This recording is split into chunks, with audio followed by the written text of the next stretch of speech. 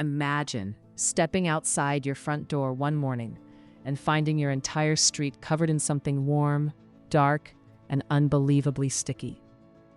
Not mud, not water, molasses, 2 million gallons of it. And today we are going to talk about the extraordinary people who cleaned it all up. Stick with us to the very end because this story has a surprise twist about the human spirit that you won't want to miss. Let's back up for just a second. On January 15th, 1919, a massive storage tank in Boston's North End neighborhood burst open, sending a wave of thick molasses rushing through the streets at an estimated 35 miles per hour. To put that in perspective, that is faster than most people can sprint. And molasses, as you might imagine, does not clean up easily. When it hardens, it is like nature's own superglue.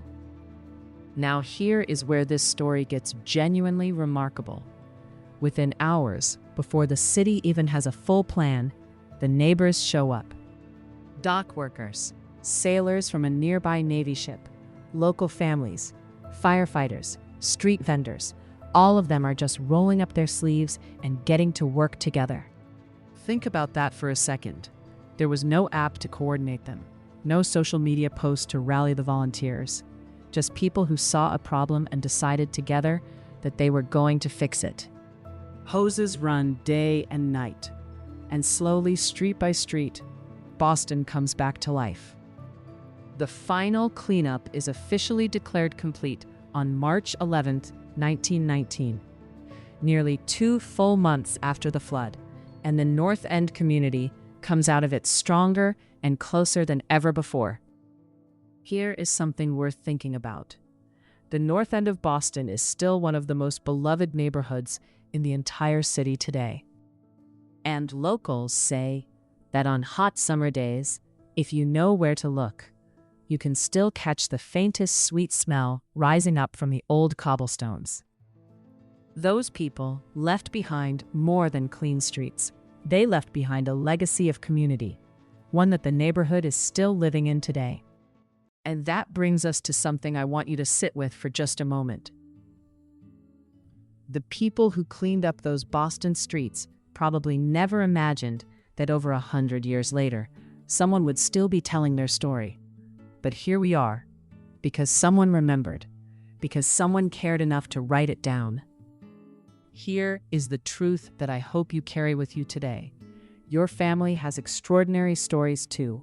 Stories of resilience, of love, of ordinary people doing remarkable things.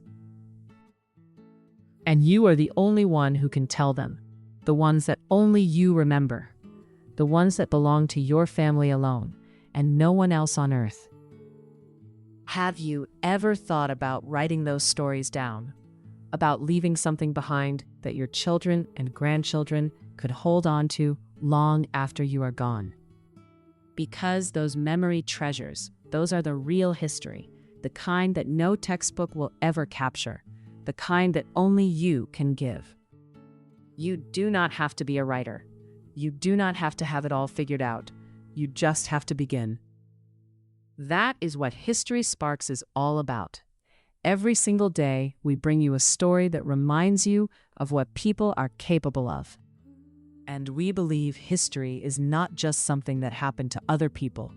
It is happening in your family right now, today. So if you loved this story, please subscribe to History Sparks and join us every single day.